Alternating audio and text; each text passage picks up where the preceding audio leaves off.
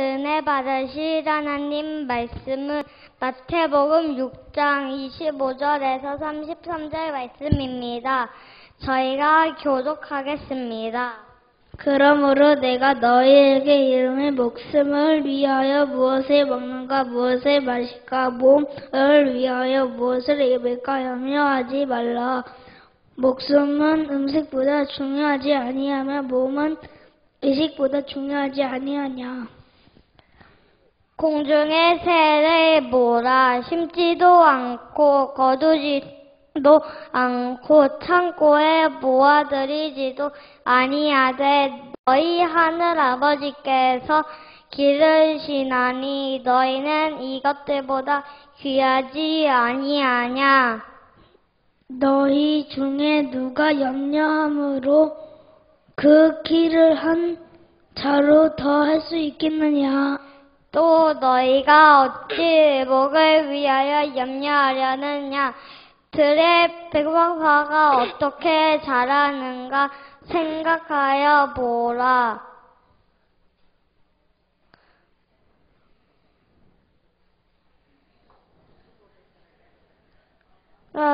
수고도 아니하고 길쌈도 아니하느니라. 그러나 내가 너에게 말하노니 솔로몬의 모든 영광으로도 있는 것이 이 꽃 하나만 갖지 못하였느니라. 오늘 있다가 내일 아궁이에 던져지는 들풀잎도 하나님이 이렇게 입히시거든. 하물며 너희일까 보냐. 믿음이 작은 자들아. 그러므로 염려하여 이르기를 무엇을 먹을까 무엇을 마실까 무엇을 입을까 하지 말라. 이는 다 이방인들이 구하는 것이라. 너희 하늘 아버지께서 모든 것이 너희들에게 있어야 할 줄을 아시느니라. 그런즉 너희는 먼저 그와 나라의 그의 를 구하라. 그리하면 이 모든 것이 너희에게 더하시니라. 아멘. 오늘 여러분들에게 저는 그런 말씀을 드리고 싶어요. 한번 따라합시다. 당신의 영적 심장 상태는 어떻습니까? 우리 신체는 참 신비로워요. 모든 신체의 기능 하나하나가 또 지체 하나하나가 다 신비롭습니다. 그 중에 특별히 심장은 단 1초도 쉬지 않고 뛰고 있으니까요. 심장은 보통 하루에 8만 번 내지 12만 번까지 뛰는 겁니다. 우리 인생을 70이라고 하는 나이에 맞추어서 산다면 평생 약 25억 번, 별로 놀라지도 않네요. 25억 번 뛰는 셈이 되는 거예요. 이렇게 부지런히 뛰면서 하루에 약 8,000리터의 혈액을 순환시킵니다. 아무리 쉬고 싶어도 쉬지 못하는 심장. 만약에 그 심장이 몇 초만이라도 쉬게 된다면 뇌도 모든 활동을 멈춰버리고 말 겁니다. 그래서 심장은 아주 예민합니다. 우리가 기분이 좋아도 그대로 심장에 영향을 미치는 거예요. 내가 좀 쉬면 쉼 그대로 영향을 미치는 겁니다. 그래서 우리가 놀라거나 사랑을 고백할 때, 여러분 운동을 할 때 심장은 빨리 반응을 보여서 빠르게 뛰기 시작합니다. 하지만 잠을 잘 때는 고요합니다. 이렇게 심장은 상황에 따라서 1시간에 약 6,000 칼로리의 에너지를 만들어내는 것이 바로 심장이에요. 그래서 생리학자들은 말합니다. 이 에너지 칼로리로 70년 동안 만든다고 가정해 보면 약 30돈짜리 바위 덩어리를 에베레스트 산 꼭대기까지 밀어 올릴 수 있는 힘이 바로 이 힘이라는 거예요. 마찬가지로 영적인 심장은 생명을 활기차게 만드는 전도라고 나는 말씀을 드리고 싶어요. 생명을 살리는 전도, 영적 가치이자 신앙의 활력소가 되는 겁니다. 사람에게 있어서 가장 가치관이 중요하다는 것 누구나 다 인지하고 생각하고 인정합니다.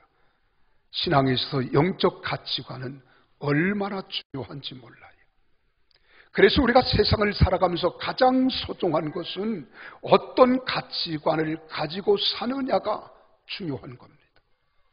내가 건강하냐? 내가 질병으로 인하여 고통을 당하느냐? 내가 부하냐? 내가 가난하냐?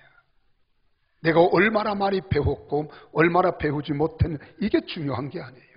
물론 이런 것들 우리가 살아가면서 얼마만큼은 중요할 수 있을지 모르지만 그 사람이 가지고 있는 가치관이 어떠하냐에 따라서 가난한 사람이 도리어 부유한 사람보다 행복하게 살 수 있어요. 질병으로 고통을 당하는 사람들이 건강한 사람보다 더 가치 있게 살 수 있습니다. 배우지 못했을지라도 배운 사람보다 더 희망을 가지고 살아갈 수 있는 것이 우리 마음에 어떤 가치관을 가지고 살아가느냐 하는 겁니다. 마찬가지로 신앙생활에도 가치관이 중요합니다. 오늘 31절을 우리 같이 한번 읽어보실까요? 함께 읽습니다. 시작. 그러므로 염려하여 이르기를 무엇을 먹을까, 무엇을 마실까, 무엇을 입을까 하지 말라. 이 말씀을 가만히 보세요. 이 본문 말씀은 무엇을 먹을까, 무엇을 마실까, 무엇을 입을까 염려하지 말라는 것인데 또한 이것들보다도 더 중요한 것이 있다는 것을 암시해 주는 말씀이 바로 이 말씀입니다. 본문의 단락에 시작하는 25절에 목숨이 음식보다 중하지 아니하며 몸이 의복보다 중하지 아니하냐라고 하는 말씀이 있습니다. 즉 무엇이 더 중요한 것인지를 진지하게 살펴보라는 거예요. 무엇이 더 귀한가를 너희가 한번 익히 알아보라는 겁니다. 특별히 신앙생활에서 가치관의 우선순위는 매우 중요한 겁니다. 이 본문 말씀에서 염려하다라고 하는 말은 헬라 원어로 메림나오라고 하는 말이에요. 이 말은 나누다, 메리조에서 유래되었다고 하는 말입니다. 다시 말하면 염려는 어떤 것에 집중하지 못하고 마음이 나누어진 결과를 초래한다는 거예요. 그러므로 염려는 무용지물이라는 겁니다.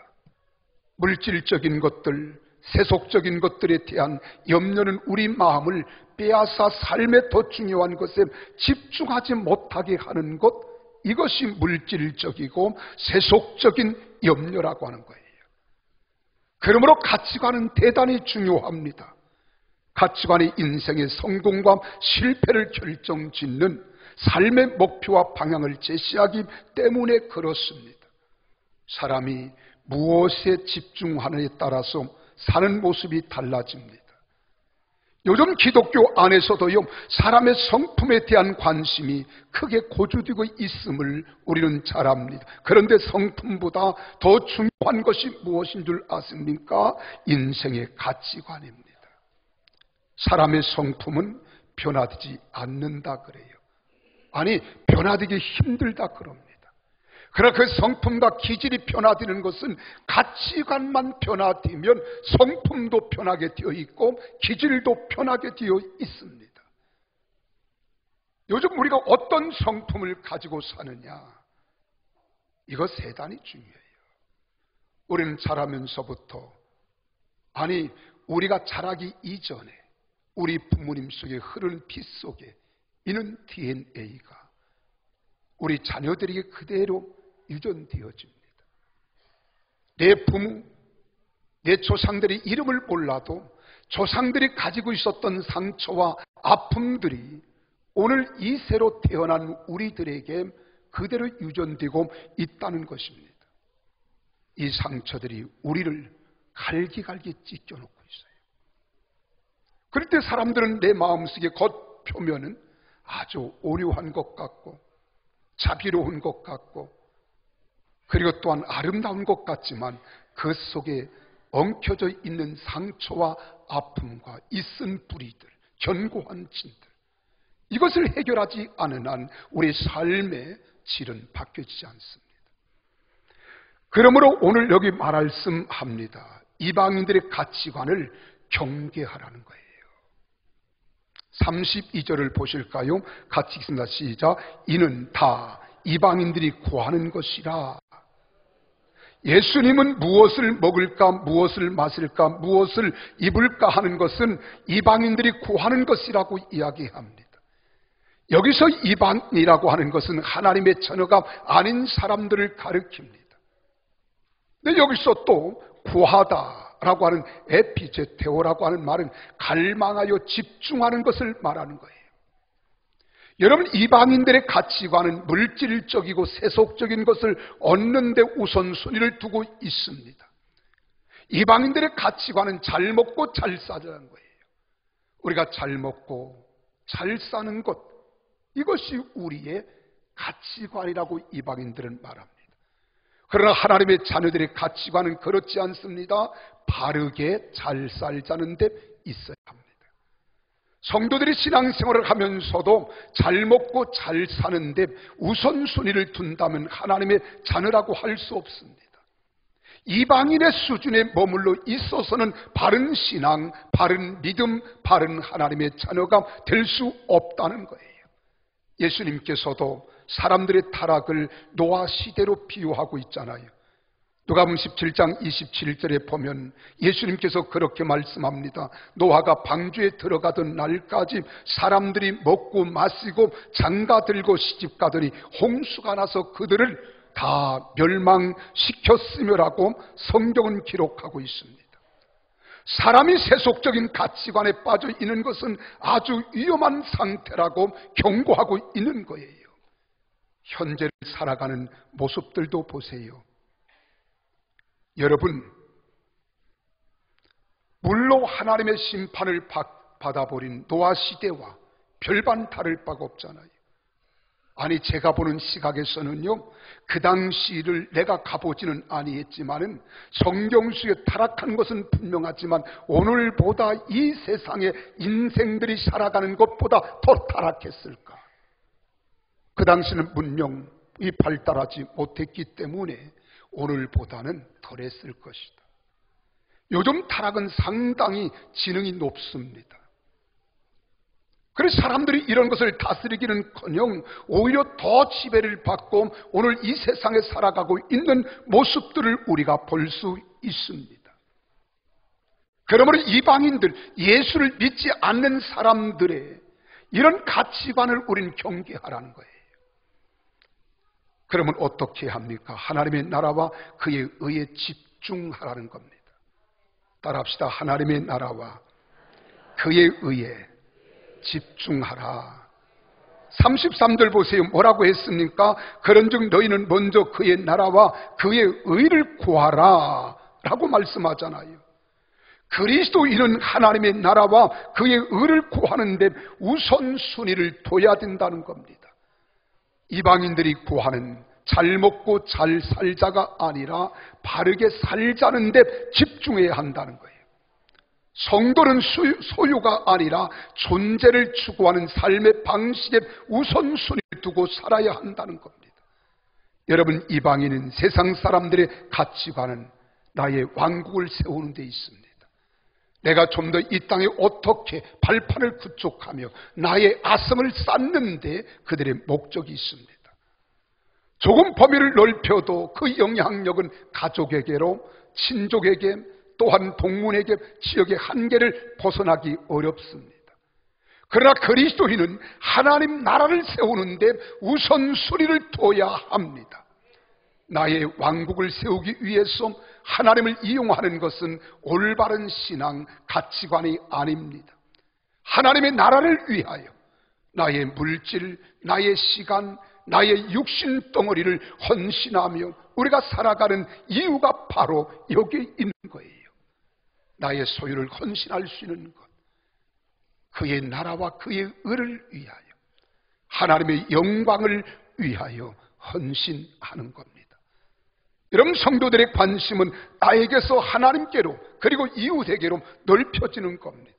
성경도 말합니다. 오직 성령이 너에게 임하시면 너희가 권능을 받은 너 한 사람만을 위하여 존재하는 것이 아니라는 거예요. 너로 인하여 예루살렘 이웃입니다. 온 유대 나라예요. 그래서 예루살렘과 온 유대와 사마리아 이방인들입니다.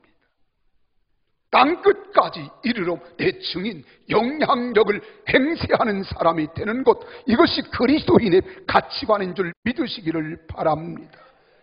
여러분, 하나님의 크신 사랑의 관심은 어디에 있습니까? 하나님이 인간을 창조하신 목적은요, 하나님은 스스로 계신 분입니다. 나는 여호와라, 나는 스스로 있는 자리라. 근데 그 하나님께서 영광을 받으시기 위하여 인간을 창조합니다. 그것이 아담과 하와예요. 이 아담과 하와가 창조의 목적대로 하나님 영광대로 살지 않고 자기를 생각하는 거예요. 내가 하나님보다 높아지겠다, 하나님보다 나아지겠다는 교만한 마음이 그 속에 들어가자 그들이 범죄하고 하나님을 떠났습니다. 영광을 버렸습니다. 그래도 하나님께서는 이 세상을 사랑하셔서 독생자 예수 그리스도를 이 땅에 보내주시고 십자가 위에 피 흘려 죽기까지 우리를 사랑하신 그 예수님이 누구시냐?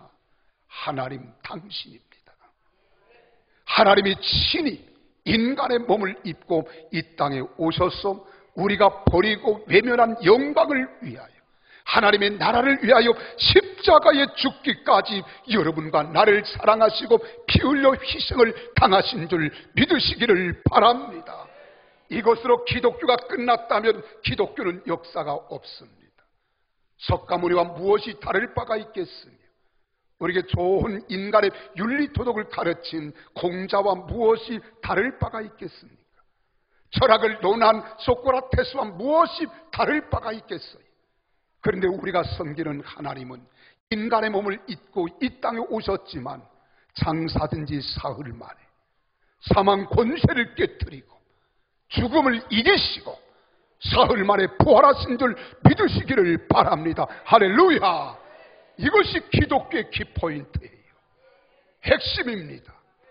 예수님은 다시 살아나셨습니다. 부활하셨습니다. 예수님 말씀하신 대로 나는 길이요 진리요 생명이니 나로 말미암지 않고는 아버지께로 올 자가 없다 하였고, 나를 믿는 자는 죽어도 살겠고 살아서 나를 믿는 자는 영원히 죽지 아니하리니 너희가 이 사실을 믿느냐? 그래서 기독교는 소망의 종교예요. 부활의 생명의 종교입니다. 이것이 기독교인 것을 믿으시면 아멘 하십시오.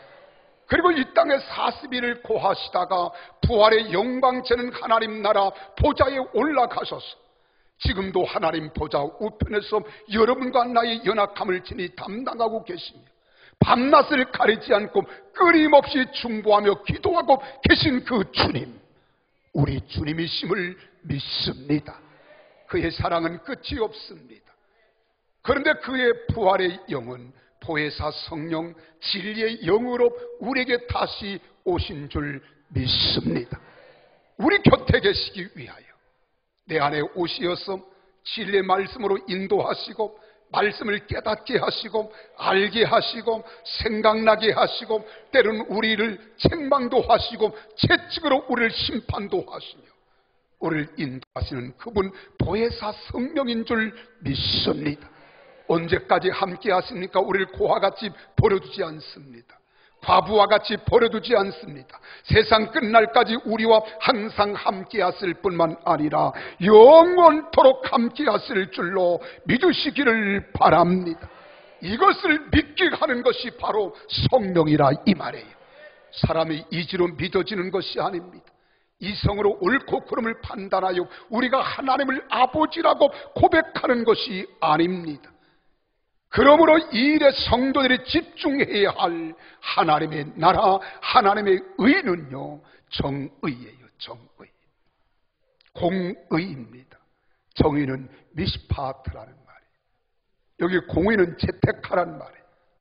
세상에서 포악과 부르짐, 울부짖음을 사라지게 한다 이 말이에요. 그래서 그 영이 우리 가운데 임하셔서 이 땅에 하나님의 영광을 받으시고자 하나님의 나라가 이 땅에 선포되기를 원하시는 겁니다. 내 마음에 주님이 들어오시면 내 마음에 하나님의 나라가 되는 거예요. 우리 가정에 하나님이 들어오시면 하나님 나라가 되는 거예요. 이 교회를 하나님이 통치하고 계심을 확신하면 이 교회가 하나님 나라가 되는 거예요. 이러한 하나님의 나라 백성들이 우리 평택을 정복해야 합니다. 평택의 어둠의 권세가 떠나가고 하나님의 성령으로 충만한 여러분 예루살렘과 같은 도성이 되어질 때 참된 평화가 이 땅에 올 줄로 믿으시기를 바랍니다. 이때 우리가 여기에 집중하라는 거예요. 그의 나라와 그의 의를 구하라. 그의 나라와 그의 의를 집중하라는 겁니다. 여기에 강 목사는 간곡한 소원이 있습니다.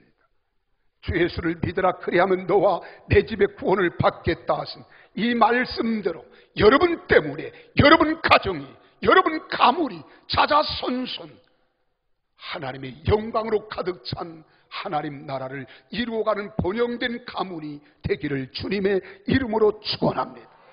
그러면 우리는 거기서 멈추면 안 됩니다. 우리 안에 계신 하나님의 능력을 가지고 이웃과 모든 사람들에게 그리스도의 사랑을 선포하고 그리스도의 사랑을 실천하며 그리스도의 사랑을 전함으로 이 땅에 그리스도의 계절, 하나님의 영광의 계절이 우리 평택 땅에 와야 될 줄로 믿으시기를 바랍니다. 이것이 구원받은 사람들이 보아야 할 하나님의 자녀다운 모습입니다. 성도는 손해를 보더라도 하나님의 의, 하나님의 나라에 집중해야 될 줄로 믿습니다.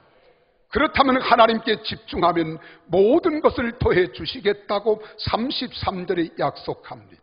우리 함께 같이 33절의 말씀을 읽을까요? 시작. 그런즉 너희는 먼저 그의 나라와 그의 의를 구하라.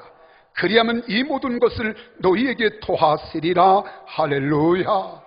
하나님은 우리가 구하지 않아도 무엇이 필요한지 잘 알고 계십니다. 그래서 32절에 그렇게 말하잖아요. 너희 하늘 아버지께서 이 모든 것이 너희에게 있어야 할 줄을 아시느니라. 믿습니까? 그리고 하나님은 그의 자녀들이 바르게 살아가면 물질적인 것들과 세속적인 것들을 채워주시겠다고 약속하고 있는 거예요. 왜냐하면 우리가 하나님과 물질을 동시에 섬기려 하다 보면 돈을 사랑하는 하나님을 미워하게 되든지, 돈을 사랑하면 하나님을 미워하게 되든지, 하나님을 사랑하면 돈에 대한 관심이 적어지든지 둘 중 하나입니다. 또는 돈을 더 중히 여기고 하나님을 경히 여기게 될 것이든지, 아니면 하나님을 더 중히 여기고 돈을, 물질을 경히 여기게 될 것이기 때문에 그렇습니다. 그래서 우리는 물질이든지 하나님이든지 둘 중 하나를 택하여 우선순위를 두고 행하라는 거예요. 우선순위를 두고. 그리고 예수님은 우리가 하나님 백성으로 과감하게 하나님의 나라와 하나님의 의를 위해서 살기만 하면 된다는 겁니다. 하나님은 먼저 하나님의 나라, 하나님의 의를 우선순위에 두고 하나님을 바라보며 하나님만 의지하고 살아가는 세상적인 물질과 필요한 것은 다 만족하리만큼 하나님이 공급해 주시겠다는 겁니다. 할렐루야. 이 사실을 믿어야 합니다. 하나님이 그런 자들에게 은혜와 능력도 주시고 복도 허락할 줄로 믿으시기를 바랍니다. 그래서 전 세계에서 제일 부자가 누군 줄 아십니까? 지금도 일리를 다투고 있다고 하지만은 가장 부자가 빌 게이츠라고 하는 사람이에요. 2018년도 그의 재산의 통계가 나왔습니다. 이 빌 게이츠의 재산은 860억 불. 별로 마음에 반응이 없어요. 여러분, 860억 불이라고 하는 말을 우리 돈으로, 우리 한화로 계산하면 91조 6천억입니다. 여러분, 91조는 고사하고 6천억만 있다고 생각해 보세요. 여러분, 심장이 터져 죽을 거예요. 그런데 여러분, 록펠러라고 하는 사람은 얼마인 줄 아십니까? 그보다 배가 많은 200조가 된다 그래요. 200조. 근데 우리가 록펠러에 대해서 흔히 우리는 몇 가지 알고 있는 것이 있습니다. 신앙심이 깊은 사람, 또 11조를 잘한 사람, 자선 사업도 잘했던 사람으로 알고 있지만은 사실 록펠러는요, 돈밖에 모르던 사람이에요. 경쟁자들은 무자비하게 퇴출시켰고, 노동조합을 탄압했고, 정경 유착을 했으며, 무로발시 회사를 확장했습니다. 이런 돈이 되는 일이라면 수단과 방법을 가리지 않았습니다. 근데 1881년 당시 록펠러가 소유하고 있던 스탠더드 오일은요, 트러스트를 형성해서 미국 석유 시장의 95%까지 장악했다고 합니다. 이렇게 해서 돈을 많이 벌었지만 수많은 사람들에게 인간 대접을 못 받았어요. 비판을 받고 비난을 받습니다. 그런 55세 때 뒤던 해에는 뜻하지 않은 질병으로 의사로부터 이런 진단을 받습니다. 당신은 1년을 넘길 수 없습니다. 시한부가 된 거예요. 그리고 그가 자신을 성찰하기 시작했습니다. 내가 지금까지 무엇 때문에 살았는가? 그리고서는 그는 재산이 아무리 많아도 죽음 앞에서는 아무 소용이 없다는 사실을 깨닫습니다. 그리고 자신의 사업을 하나님 나라와 하나님의 의를 위한 자선 사업에 전념하기 시작했어요. 그리고 록펠러 재단을 만듭니다. 많은 인간들의 수명을 연장하고 건강하게 살아갈 수 있는 의학 연구소를 세우고, 시카고 대학을 세우고, 박물관을 건립하여 역사관을 바로 고치시켰어요. 우리 한국 의식과는 다르죠. 우리는 뭔가 조금 찬잠을 다 없애는 게 이게 문제예요. 나는 지금도 한스러운 게 있습니다. 국민의 한사함으로. 여러분, 우리가 중앙청 같은 거 없애면 안 돼요. 여러분, 잔재로 남아있는 것이라고 해서 없앤다고 역사가 없어진 게 아니에요. 역사를 볼 줄 모르는 사람 미래를 계획할 수 없습니다. 좋은 역사이든 나쁜 역사이든 역사는 그대로 역사 속에 역사로 인정하고, 그 속에서 좋은 역사는 계승하고 나쁜 역사는 우리로 하여금 발걸음을 내딛게 하는 촉진제가 되게 해야 하는 거예요. 그런데 여기에 록펠러는 박물관을 건립합니다. 그리고 사회사업에 얼마나 많이 그가 투자하고 헌신했는지 액수를 알 수 없을 만큼 그는 행했다는 거예요. 특별히 그가 일생을 살면서 교회를 몇 개를 세웠느냐? 4,928개의 교회를 세웁니다.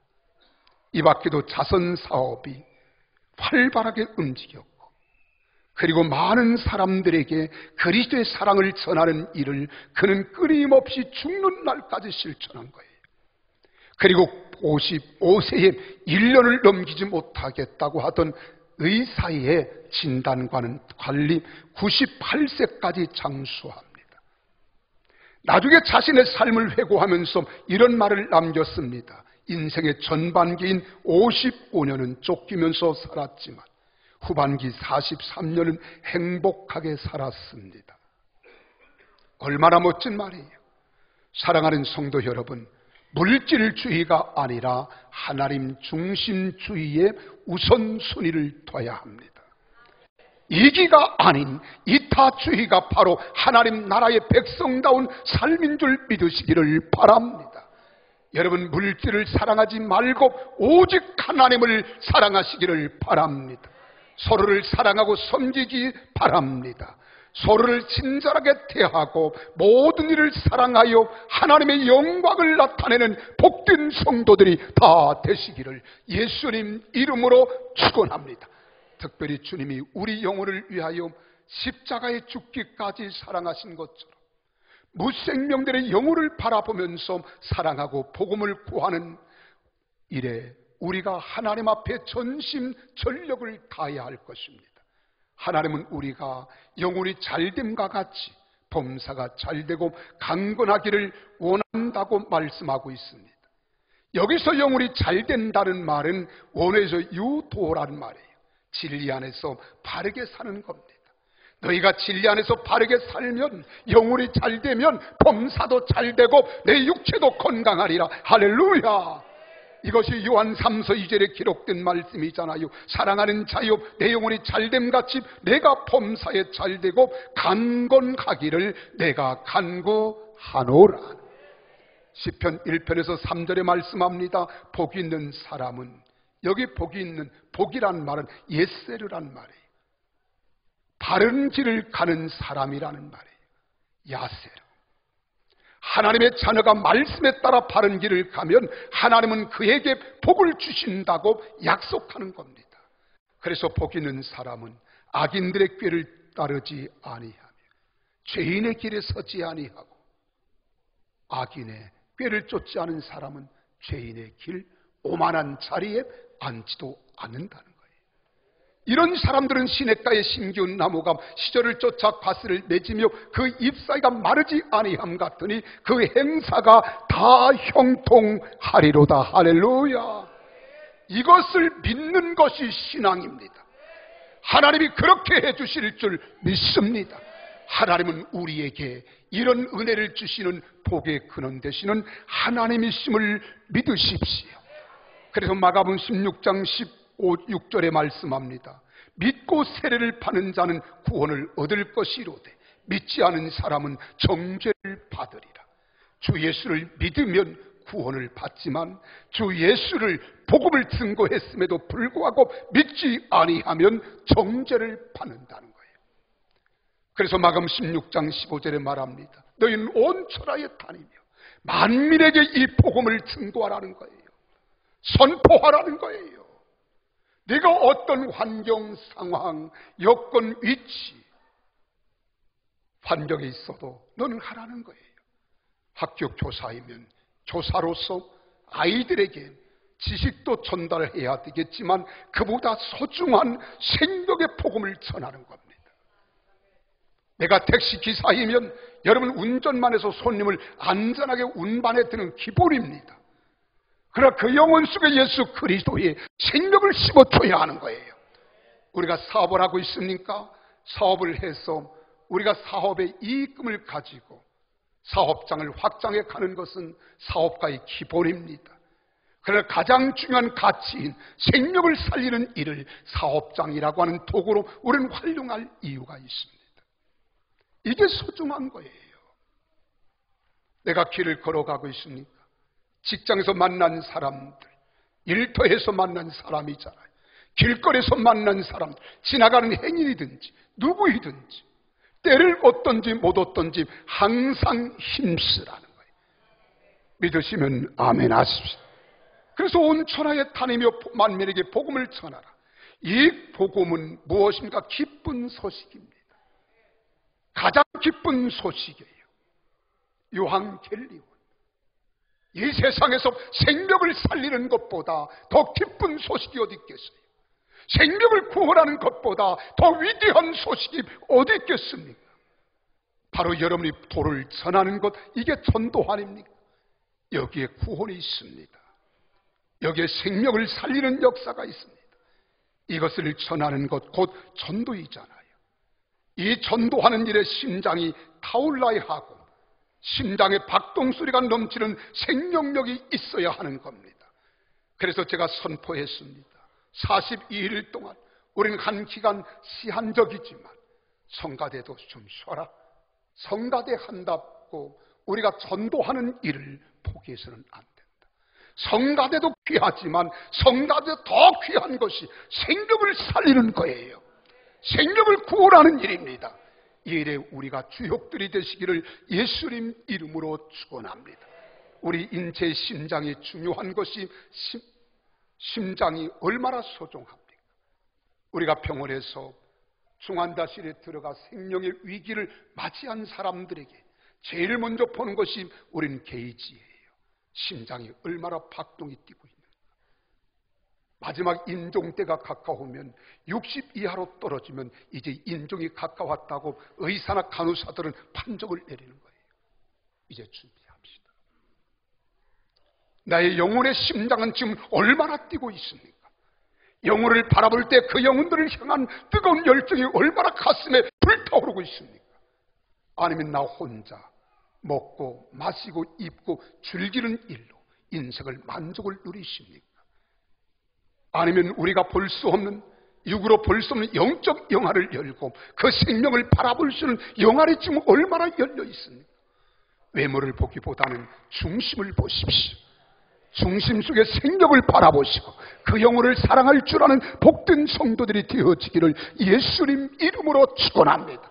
그리고 그 영혼을 구원해야겠다는 심장의 박동이 활력을 얻어야 합니다. 그래서 저는 이렇게 표현하고 싶습니다. 전도는 심장의 박동 소리입니다. 기도하겠습니다.